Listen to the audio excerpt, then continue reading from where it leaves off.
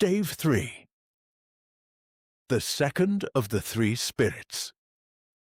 Awake in the middle of a prodigiously tough snore, and sitting up in bed to get his thoughts together, Scrooge had no occasion to be told that the bell was again upon the stroke of 1.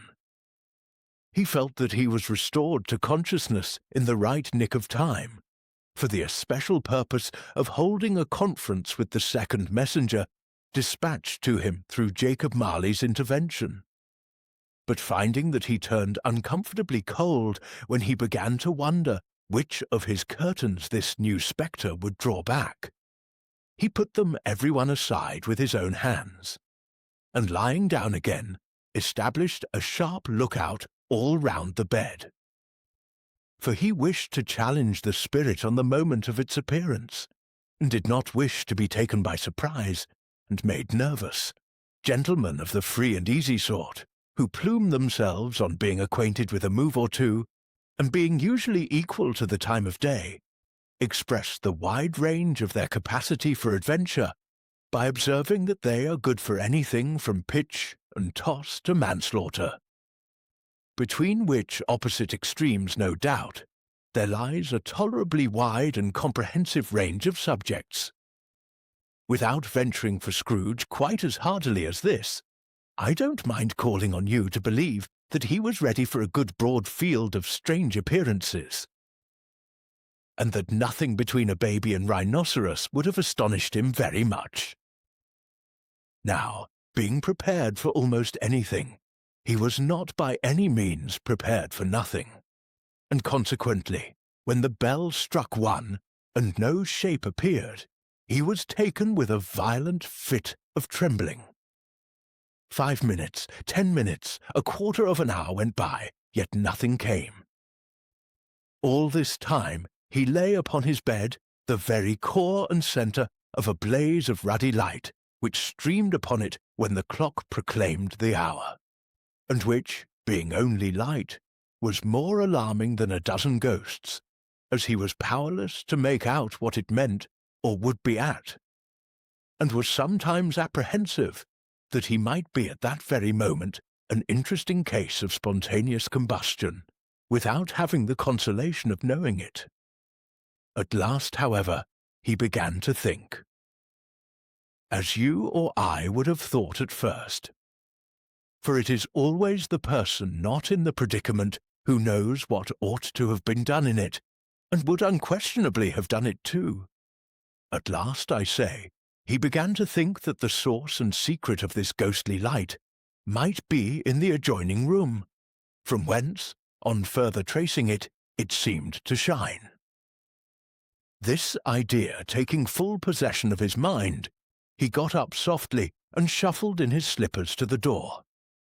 The moment Scrooge's hand was on the lock, a strange voice called him by his name and bade him enter. He obeyed. It was his own room. There was no doubt about that. But it had undergone a surprising transformation. The walls and ceiling were so hung with living green that it looked a perfect grove, from every part of which bright gleaming berries glistened.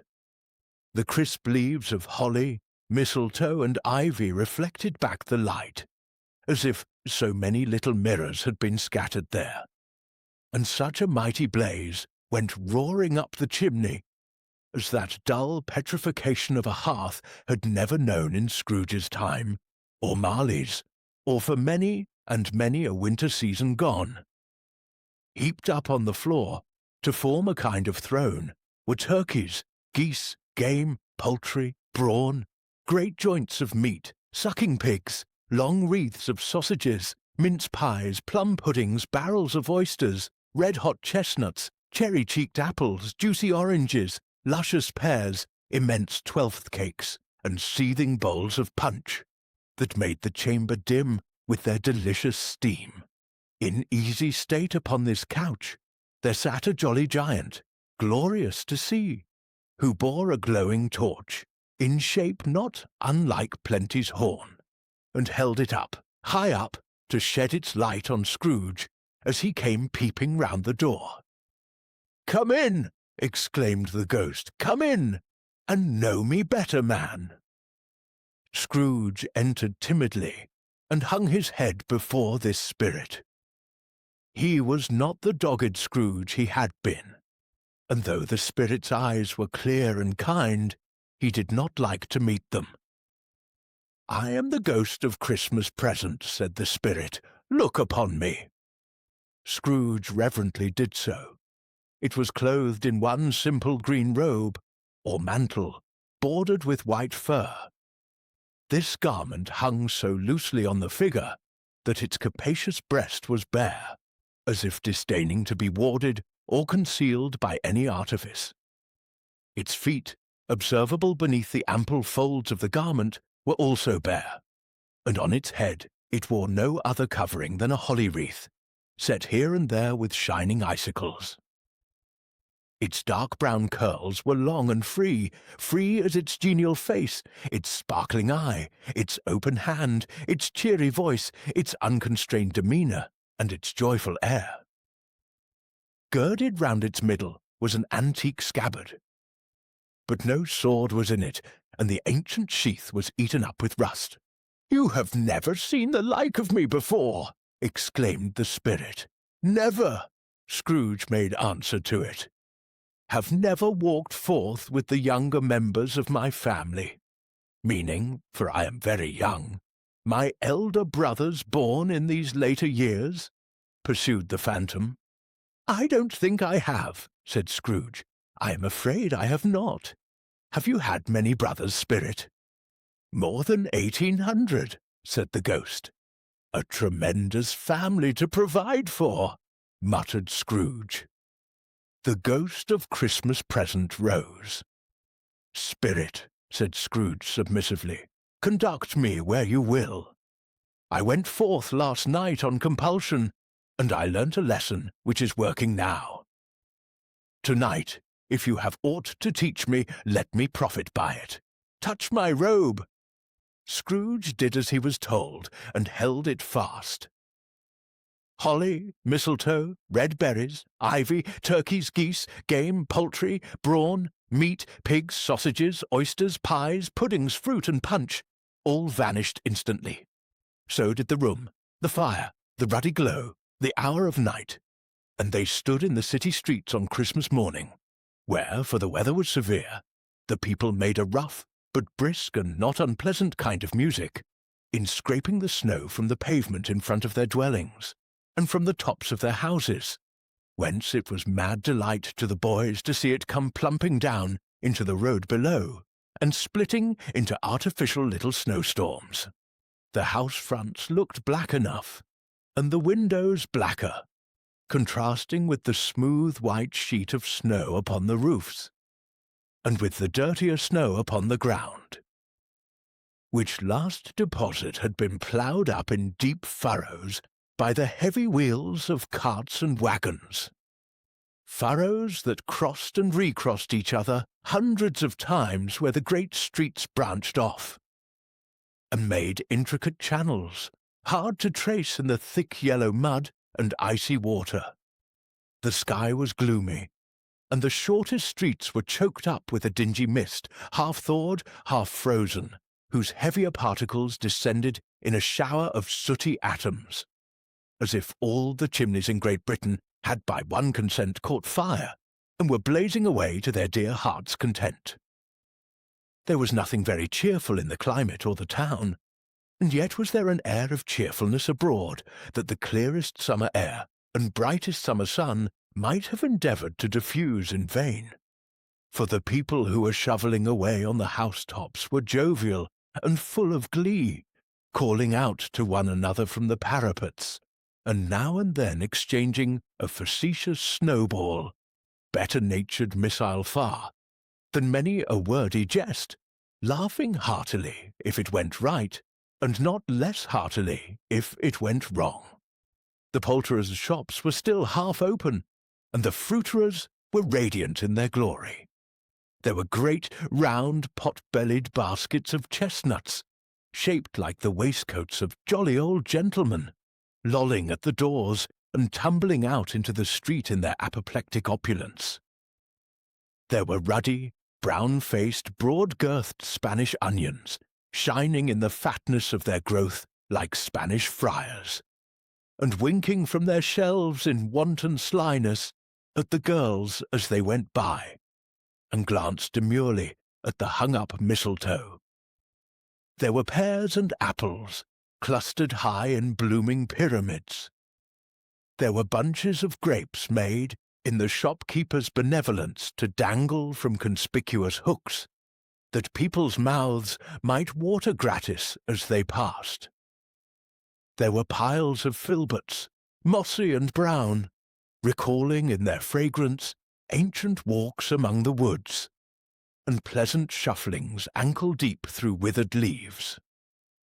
There were Norfolk biffins, squat and swarthy, setting off the yellow of the oranges and lemons, and, in the great compactness of their juicy persons, urgently entreating and beseeching to be carried home in paper bags and eaten after dinner. The very gold and silver fish, set forth among these choice fruits in a bowl, though members of a dull and stagnant-blooded race, appeared to know that there was something going on, and to a fish went gasping round and round their little world in slow and passionless excitement. The grocers, oh, the grocers! Nearly closed, with perhaps 2 shutters down, or 1, but through those gaps such glimpses. It was not alone that the scales descending on the counter made a merry sound, or that the twine and roller parted company so briskly, or that the canisters were rattled up and down like juggling tricks, or even that the blended scents of tea and coffee were so grateful to the nose, or even that the raisins were so plentiful and rare, the almonds so extremely white, the sticks of cinnamon so long and straight, the other spices so delicious, the candied fruits so caked and spotted with molten sugar as to make the coldest lookers-on feel faint and subsequently bilious. Nor was it that the figs were moist and pulpy, or that the French plums blushed in modest tartness from their highly decorated boxes, or that everything was good to eat and in its Christmas dress. But the customers were all so hurried and so eager in the hopeful promise of the day that they tumbled up against each other at the door, crashing their wicker baskets wildly, and left their purchases upon the counter, and came running back to fetch them, and committed hundreds of the like mistakes in the best humour possible. While the grocer and his people were so frank and fresh, that the polished hearts with which they fastened their aprons behind might have been their own, worn outside for general inspection, and for Christmas doors to peck at if they chose. But soon the steeples called good people all, to church and chapel, and away they came, flocking through the streets in their best clothes and with their gayest faces. And at the same time there emerged from scores of by-streets, lanes, and nameless turnings innumerable people, carrying their dinners into the bakers' shops. The sight of these poor revellers appeared to interest the spirit very much, for he stood with Scrooge beside him in a baker's doorway, and taking off the covers as their bearers passed, sprinkled incense on their dinners from his torch. And it was a very uncommon kind of torch, for once or twice when there were angry words between some dinner-carriers who had jostled each other, he shed a few drops of water on them from it, and their good humour was restored directly.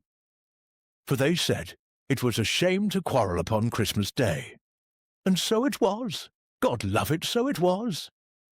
In time the bells ceased, and the bakers were shut up, and yet there was a genial shadowing forth of all these dinners, and the progress of their cooking, in the thawed blotch of wet above each baker's oven, where the pavement smoked as if its stones were cooking too. "Is there a peculiar flavour in what you sprinkle from your torch?" asked Scrooge. "There is, my own. Would it apply to any kind of dinner on this day, asked Scrooge. "To any kindly given, to a poor one most." "Why to a poor one most?" asked Scrooge. "Because it needs it most." "Spirit," said Scrooge, after a moment's thought, "I wonder you, of all the beings in the many worlds about us, should desire to cramp these people's opportunities of innocent enjoyment." "Aye!" cried the Spirit. "You would deprive them of their means of dining every 7th day, often the only day on which they can be said to dine at all," said Scrooge. "Wouldn't you?" "Aye," cried the Spirit. "You seek to close these places on the 7th day," said Scrooge, "and it comes to the same thing." "I seek," exclaimed the Spirit. "Forgive me if I am wrong. It has been done in your name, or at least in that of your family," said Scrooge. "There are some upon this earth of yours," returned the Spirit, "who lay claim to know us, and who do their deeds of passion, pride, ill will, hatred, envy, bigotry, and selfishness in our name, who are as strange to us and all our kith and kin as if they had never lived.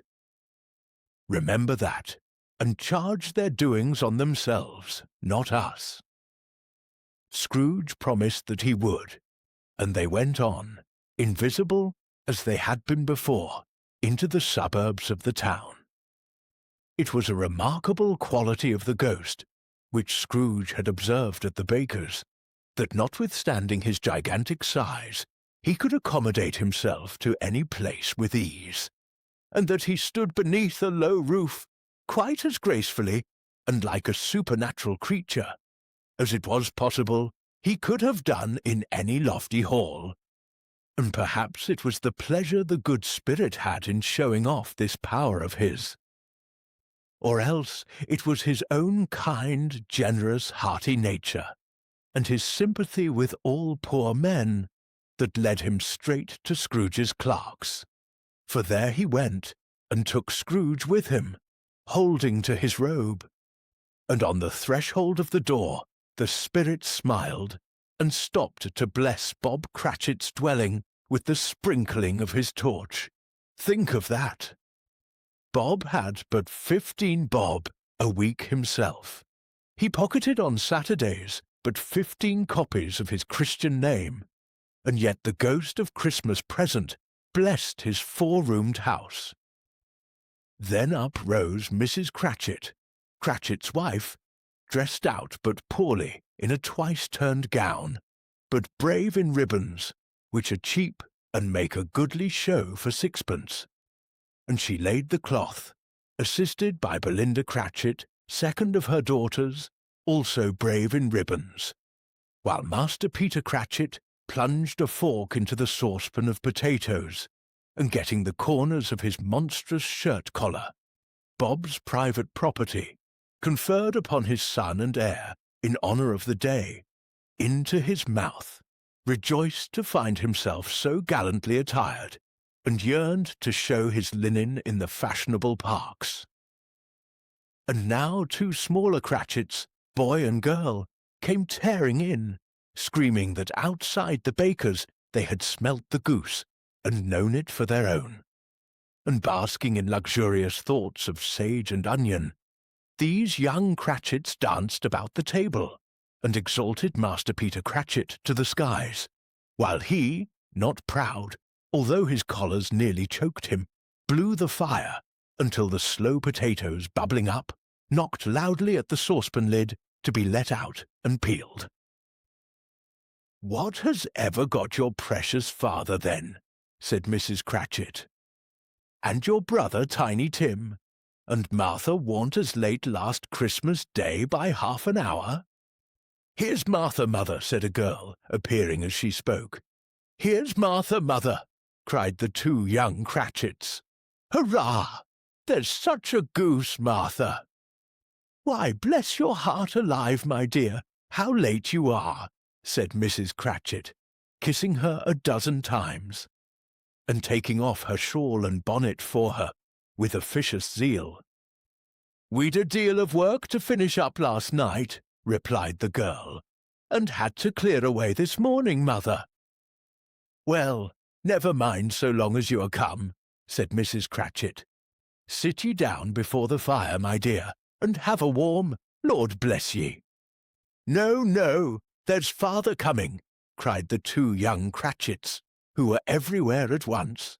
"Hide, Martha, hide!" So Martha hid herself, and in came little Bob, the father, with at least 3 feet of comforter exclusive of the fringe hanging down before him, and his threadbare clothes darned up and brushed to look seasonable, and Tiny Tim upon his shoulder. Alas for Tiny Tim, he bore a little crutch, and had his limbs supported by an iron frame. "Why, where's our Martha?" cried Bob Cratchit, looking round. "Not coming," said Mrs. Cratchit. "Not coming," said Bob, with a sudden declension in his high spirits, for he had been Tim's blood horse all the way from church, and had come home rampant. "Not coming upon Christmas Day." Martha didn't like to see him disappointed, if it were only in joke. So she came out prematurely from behind the closet door and ran into his arms, while the two young Cratchits hustled Tiny Tim and bore him off into the wash-house, that he might hear the pudding singing in the copper. "And how did little Tim behave?" asked Mrs. Cratchit, when she had rallied Bob on his credulity, and Bob had hugged his daughter to his heart's content. "As good as gold," said Bob, "and better. Somehow he gets thoughtful, sitting by himself so much, and thinks the strangest things you ever heard. He told me, coming home, that he hoped the people saw him in the church, because he was a cripple, and it might be pleasant to them to remember upon Christmas Day, who made lame beggars walk and blind men see." Bob's voice was tremulous when he told them this, and trembled more when he said that Tiny Tim was growing strong and hearty. His active little crutch was heard upon the floor, and back came Tiny Tim before another word was spoken, escorted by his brother and sister to his stool before the fire, and while Bob, turning up his cuffs, as if, poor fellow, they were capable of being made more shabby, compounded some hot mixture in a jug with gin and lemons, and stirred it round and round, and put it on the hob to simmer. Master Peter and the two ubiquitous young Cratchits went to fetch the goose, with which they soon returned in high procession. Such a bustle ensued that you might have thought a goose the rarest of all birds, a feathered phenomenon, to which a black swan was a matter of course, and in truth it was something very like it in that house. Mrs. Cratchit made the gravy, ready beforehand in a little saucepan, hissing hot. Master Peter mashed the potatoes with incredible vigour. Miss Belinda sweetened up the apple sauce. Martha dusted the hot plates. Bob took Tiny Tim beside him in a tiny corner at the table. The two young Cratchits set chairs for everybody, not forgetting themselves, and mounting guard upon their posts, crammed spoons into their mouths, lest they should shriek for goose before their turn came to be helped. At last the dishes were set on, and grace was said. It was succeeded by a breathless pause, as Mrs. Cratchit, looking slowly all along the carving-knife, prepared to plunge it in the breast.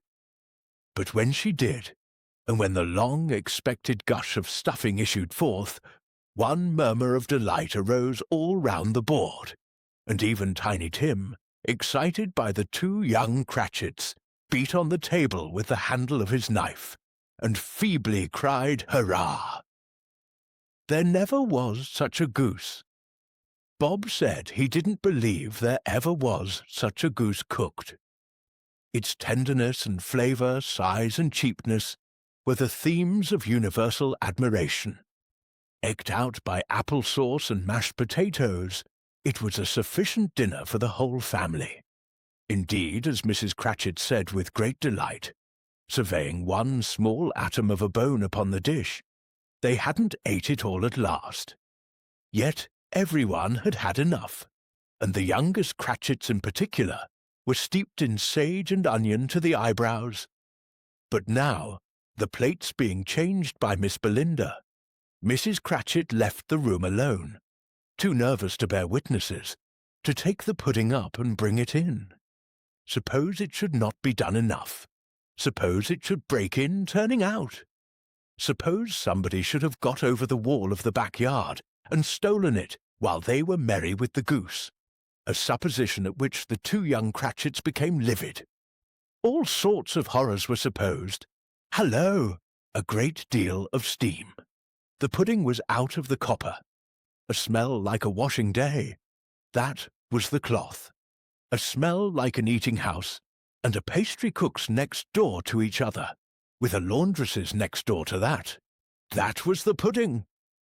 In half a minute, Mrs. Cratchit entered, flushed but smiling proudly, with the pudding, like a speckled cannon-ball, so hard and firm, blazing in half a quartern of ignited brandy, and bedight with Christmas holly stuck into the top. "Oh, a wonderful pudding," Bob Cratchit said, and calmly too, that he regarded it as the greatest success achieved by Mrs. Cratchit since their marriage. Mrs. Cratchit said that now the weight was off her mind, she would confess she had had her doubts about the quantity of flour. Everybody had something to say about it, but nobody said or thought it was at all a small pudding for a large family. It would have been flat heresy to do so. Any Cratchit would have blushed to hint at such a thing. At last the dinner was all done. The cloth was cleared, the hearth swept, and the fire made up.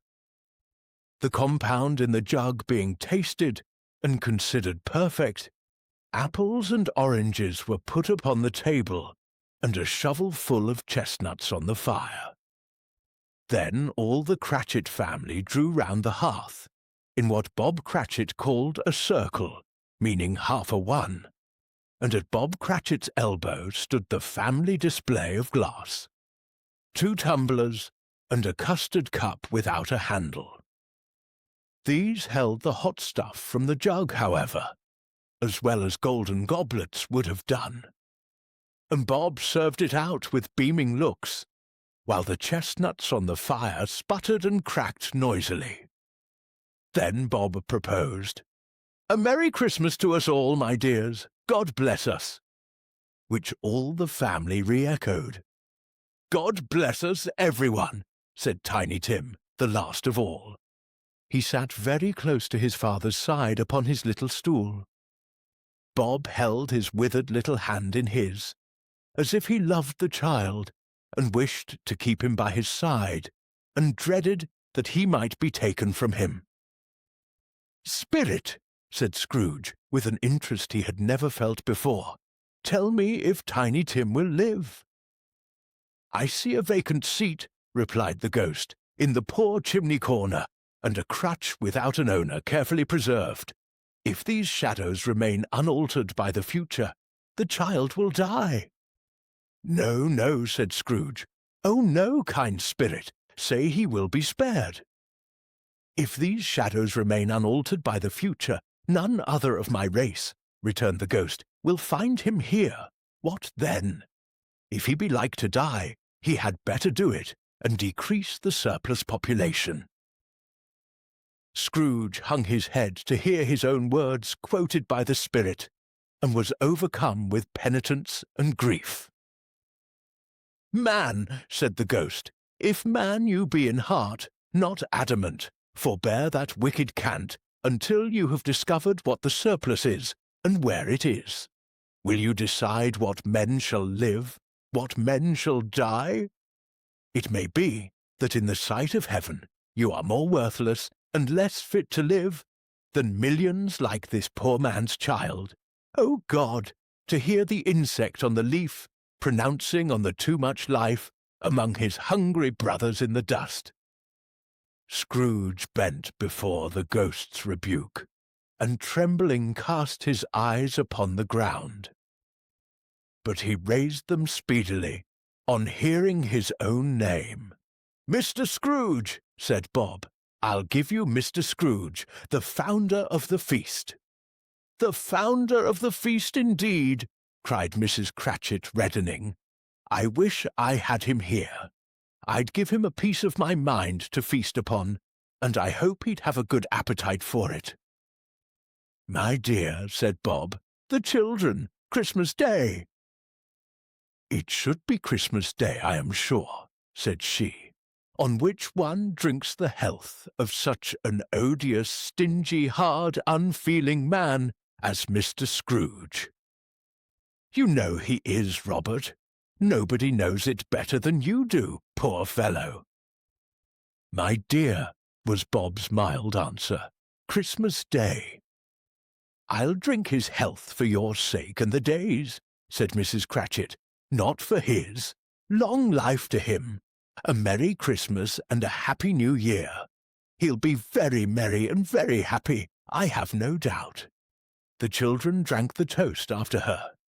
It was the first of their proceedings which had no heartiness. Tiny Tim drank it last of all, but he didn't care twopence for it. Scrooge was the ogre of the family. The mention of his name cast a dark shadow on the party, which was not dispelled for full 5 minutes. After it had passed away, they were 10 times merrier than before, from the mere relief of Scrooge the baleful being done with. Bob Cratchit told them how he had a situation in his eye for Master Peter, which would bring in, if obtained, full 5 and 6pence weekly. The 2 young Cratchits laughed tremendously at the idea of Peter's being a man of business, and Peter himself looked thoughtfully at the fire from between his collars, as if he were deliberating what particular investments he should favour when he came into the receipt of that bewildering income. Martha, who was a poor apprentice at a milliner's, then told them what kind of work she had to do, and how many hours she worked at a stretch, and how she meant to lie abed tomorrow morning for a good long rest. Tomorrow being a holiday, she passed at home. Also, how she had seen a countess and a lord some days before, and how the lord was much about as tall as Peter, at which Peter pulled up his collars so high that you couldn't have seen his head if you had been there.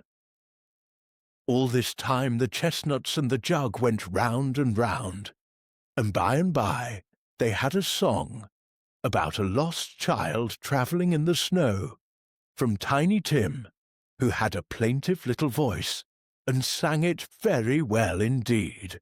There was nothing of high mark in this. They were not a handsome family, they were not well dressed, their shoes were far from being waterproof, their clothes were scanty, and Peter might have known, and very likely did, the inside of a pawnbroker's. But they were happy, grateful, pleased with one another, and contented with the time. And when they faded, and looked happier yet, in the bright sprinklings of the spirit's torch at parting, Scrooge had his eye upon them, and especially on Tiny Tim, until the last.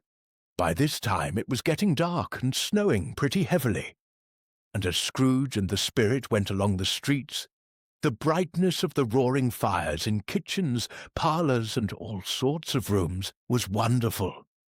Here the flickering of the blaze showed preparations for a cosy dinner, with hot plates baking through and through before the fire, and deep red curtains ready to be drawn to shut out cold and darkness. There all the children of the house were running out into the snow to meet their married sisters, brothers, cousins, uncles, aunts, and be the first to greet them. Here, again, were shadows on the window blind of guests assembling, and there a group of handsome girls, all hooded and fur-booted, and all chattering at once, tripped lightly off to some near neighbour's house, where, woe upon the single man who saw them enter, artful witches, well they knew it, in a glow. But If you had judged from the numbers of people on their way to friendly gatherings, you might have thought that no one was at home to give them welcome when they got there, instead of every house expecting company and piling up its fires half-chimney high.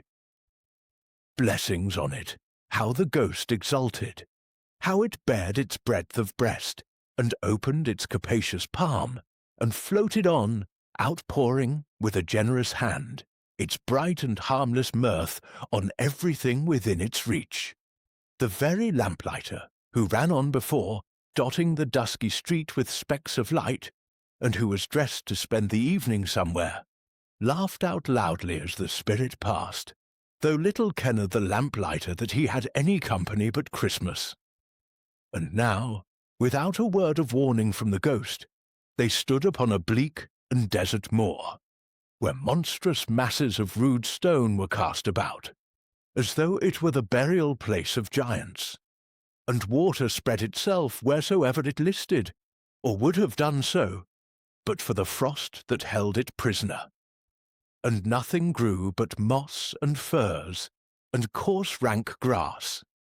Down in the west the setting sun had left a streak of fiery red, which glared upon the desolation for an instant like a sullen eye, and frowning lower, lower yet, was lost in the thick gloom of darkest night. "What place is this?" asked Scrooge. "A place where miners live, who labour in the bowels of the earth," returned the spirit, "but they know me. See!" A light shone from the window of a hut, and swiftly they advanced towards it. Passing through the wall of mud and stone, they found a cheerful company assembled round a glowing fire. An old man and woman, with their children and their children's children, and another generation beyond that, all decked out gaily in their holiday attire. The old man, in a voice that seldom rose above the howling of the wind upon the barren waste, was singing them a Christmas song. It had been a very old song when he was a boy, and from time to time they all joined in the chorus. So surely as they raised their voices, the old man got quite blithe and loud, and so surely as they stopped, his vigour sank again. The spirit did not tarry here, but bade Scrooge hold his robe, and passing on above the moor, sped, whither? Not to sea, to sea. To Scrooge's horror, looking back, he saw the last of the land, a frightful range of rocks behind them, and his ears were deafened by the thundering of water, as it rolled and roared and raged among the dreadful caverns it had worn, and fiercely tried to undermine the earth. Built upon a dismal reef of sunken rocks, some league or so from shore, on which the waters chafed and dashed, the wild year through, there stood a solitary lighthouse.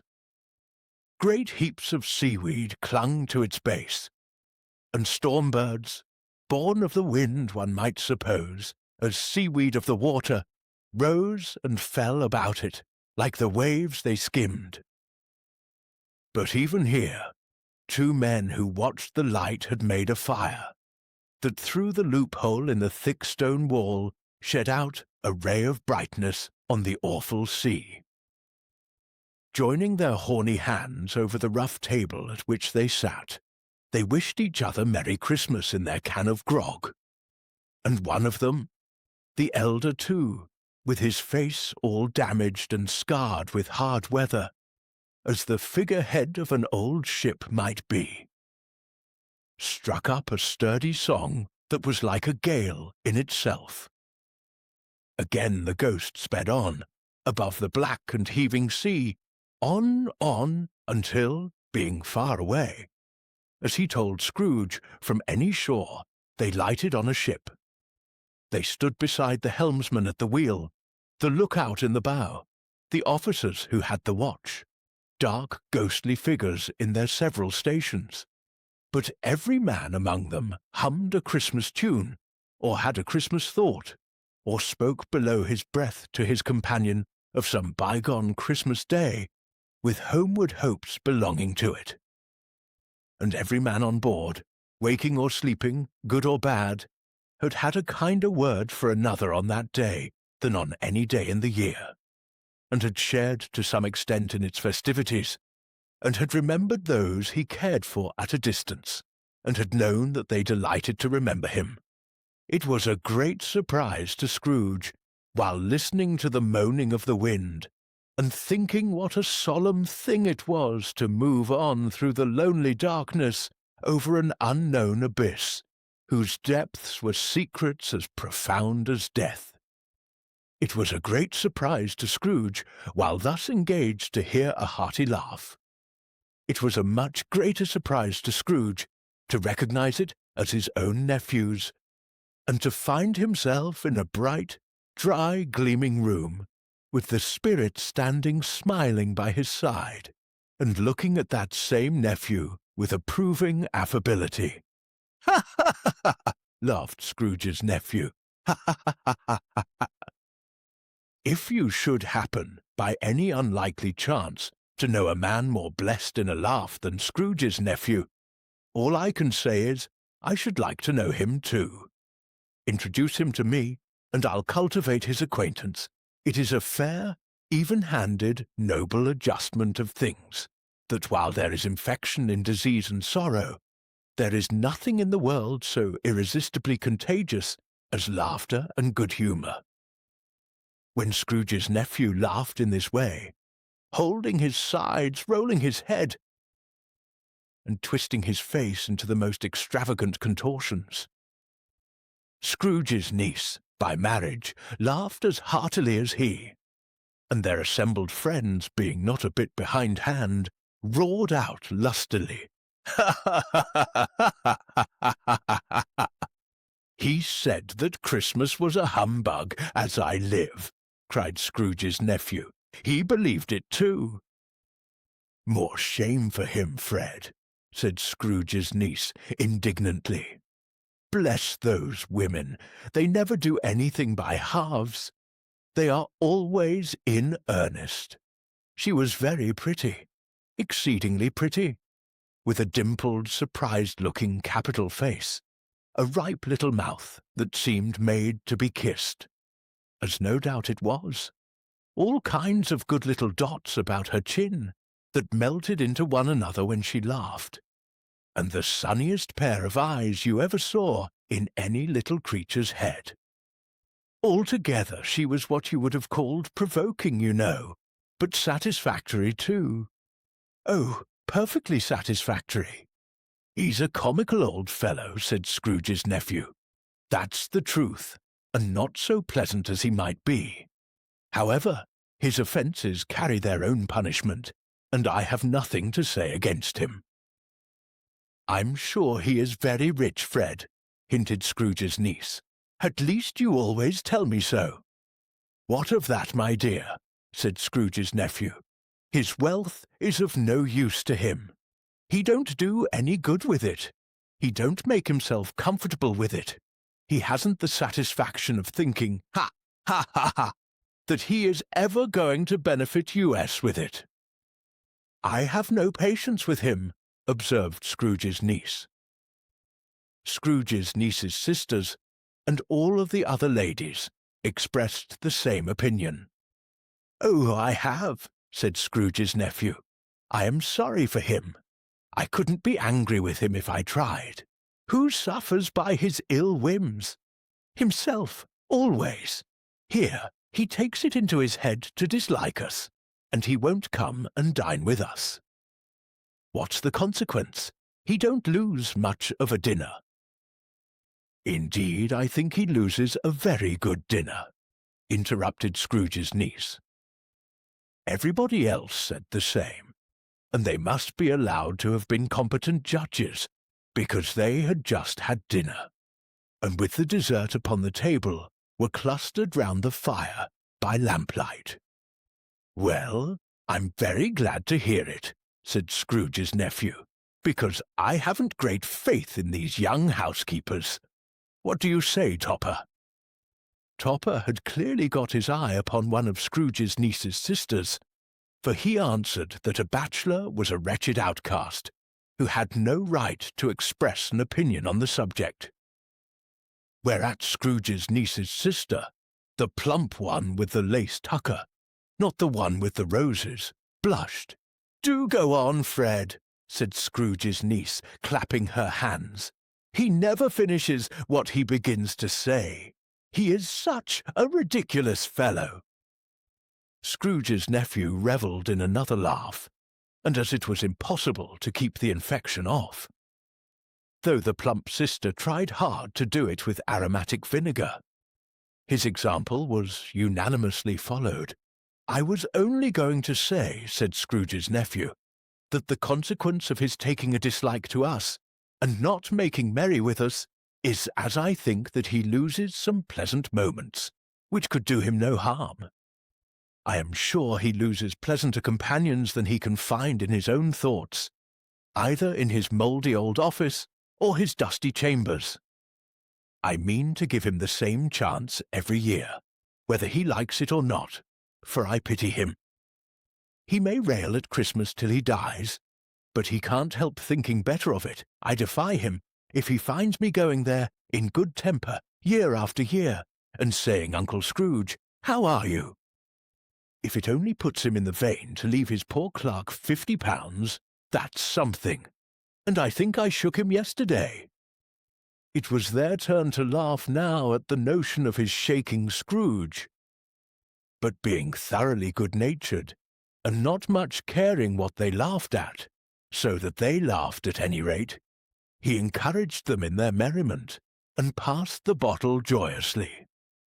After tea they had some music, for they were a musical family, and knew what they were about, when they sung a glee or catch, I can assure you, especially Topper, who could growl away in the bass like a good one, and never swell the large veins in his forehead, or get red in the face over it.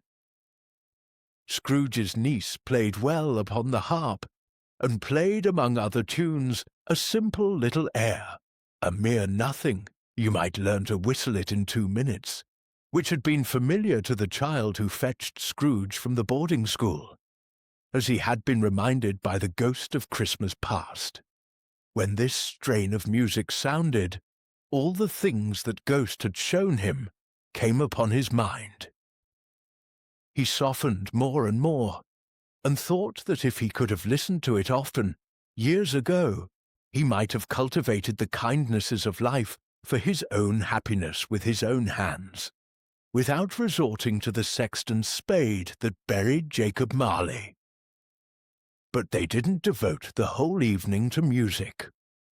After a while, they played at forfeits, for it is good to be children sometimes, and never better than at Christmas, when its mighty founder was a child himself. Stop! There was first a game at blindman's buff. Of course there was, and I no more believe Topper was really blind than I believe he had eyes in his boots. My opinion is that it was a done thing between him and Scrooge's nephew, and that the ghost of Christmas present knew it. The way he went after that plump sister in the lace tucker was an outrage on the credulity of human nature. Knocking down the fire-irons, tumbling over the chairs, bumping against the piano, smothering himself among the curtains, wherever she went, there went he. He always knew where the plump sister was. He wouldn't catch anybody else.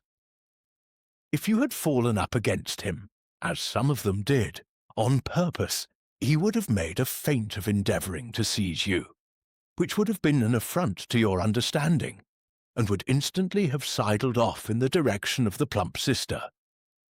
She often cried out that it wasn't fair, and it really was not. But when at last he caught her, when, in spite of all her silken rustlings and her rapid flutterings past him, he got her into a corner whence there was no escape, then his conduct was the most execrable. For his pretending not to know her, his pretending that it was necessary to touch her headdress, and further to assure himself of her identity by pressing a certain ring upon her finger and a certain chain about her neck, was vile, monstrous. No doubt she told him her opinion of it, when, another blind man being in office, they were so very confidential together behind the curtains.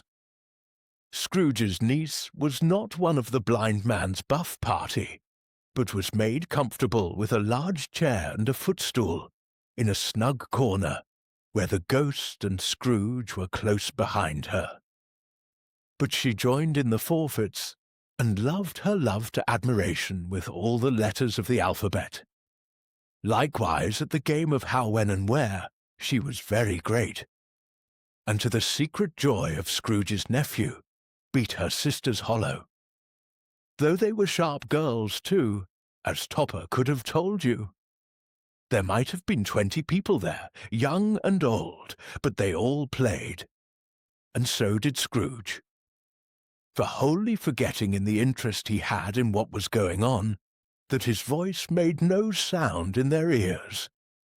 He sometimes came out with his guess quite loud, and very often guessed quite right, too. For the sharpest needle, best Whitechapel, warranted not to cut in the eye, was not sharper than Scrooge, blunt as he took it in his head to be. The ghost was greatly pleased to find him in this mood, and looked upon him with such favour that he begged like a boy to be allowed to stay until the guests departed. But this, the spirit said, could not be done. "Here is a new game," said Scrooge. "1 half-hour, spirit, only one." It was a game called Yes and No, where Scrooge's nephew had to think of something, and the rest must find out what, he only answering to their questions yes or no, as the case was. The brisk fire of questioning to which he was exposed elicited from him that he was thinking of an animal, a live animal, rather a disagreeable animal, a savage animal, an animal that growled and grunted sometimes and talked sometimes and lived in London, and walked about the streets, and wasn't made a show of, and wasn't led by anybody, and didn't live in a menagerie, and was never killed in a market, and was not a horse, or an ass, or a cow, or a bull, or a tiger, or a dog, or a pig, or a cat, or a bear. At every fresh question that was put to him, this nephew burst into a fresh roar of laughter, and was so inexpressibly tickled that he was obliged to get up off the sofa and stamp. At last the plump sister, falling into a similar state, cried out, "I have found it out! I know what it is, Fred! I know what it is!" "What is it?" cried Fred. "It's your Uncle Scrooge!" Which it certainly was. Admiration was the universal sentiment, though some objected that the reply to "Is it a bear?" ought to have been yes, inasmuch as an answer in the negative was sufficient to have diverted their thoughts from Mr. Scrooge, supposing they had ever had any tendency that way. "He has given us plenty of merriment, I am sure," said Fred, "and it would be ungrateful not to drink his health. Here is a glass of mulled wine, ready to our hand at the moment, and I say, Uncle Scrooge." "Well, Uncle Scrooge," they cried, "a Merry Christmas and a Happy New Year to the old man, whatever he is," said Scrooge's nephew. "He wouldn't take it from me, but may he have it nevertheless. Uncle Scrooge." Uncle Scrooge had imperceptibly become so gay and light of heart that he would have pledged the unconscious company in return, and thanked them in an inaudible speech if the ghost had given him time. But the whole scene passed off in the breath of the last word spoken by his nephew, and he and the spirit were again upon their travels. Much they saw, and far they went, and many homes they visited, but always with a happy end. The spirit stood beside sick beds, and they were cheerful. On foreign lands, and they were close at home. By struggling men, and they were patient in their greater hope. By poverty, and it was rich. In almshouse, hospital, and jail, in misery's every refuge, where vain man in his little brief authority had not made fast the door and barred the spirit out, he left his blessing and taught Scrooge his precepts. It was a long night, if it were only a night. But Scrooge so had his doubts of this, because the Christmas holidays appeared to be condensed into the space of time they passed together. It was strange, too, that while Scrooge remained unaltered in his outward form, the ghost grew older, clearly older. Scrooge had observed this change, but never spoke of it, until they left a children's 12th night party, when, looking at the spirit as they stood together in an open place, he noticed that its hair was grey. "Are spirits' lives so short?" asked Scrooge. "My life upon this globe is very brief," replied the ghost. "It ends tonight." "Tonight!" cried Scrooge. "Tonight at midnight! Hark! The time is drawing near." The chimes were ringing the 11:15 at that moment. "Forgive me if I am not justified in what I ask," said Scrooge, looking intently at the spirit's robe. "But I see something strange, and not belonging to yourself, protruding from your skirts. Is it a foot or a claw?" "It might be a claw, for the flesh there is upon it," was the spirit's sorrowful reply. "Look here." From the foldings of its robe it brought 2 children, wretched, abject, frightful, hideous, miserable. They knelt down at its feet and clung upon the outside of its garment. "Oh, man, look here! Look down here!" exclaimed the ghost. They were a boy and girl, yellow, meagre, ragged, scowling, wolfish, but prostrate too in their humility. Where graceful youth should have filled their features out and touched them with its freshest tints, a stale and shriveled hand like that of age had pinched and twisted them and pulled them into shreds. Where angels might have sat enthroned, devils lurked and glared out menacing. No change, no degradation, no perversion of humanity. In any grade, through all the mysteries of wonderful creation, has monsters half so horrible and dread. Our story isn't over. Continue listening to our tale in the next video. Your adventure awaits.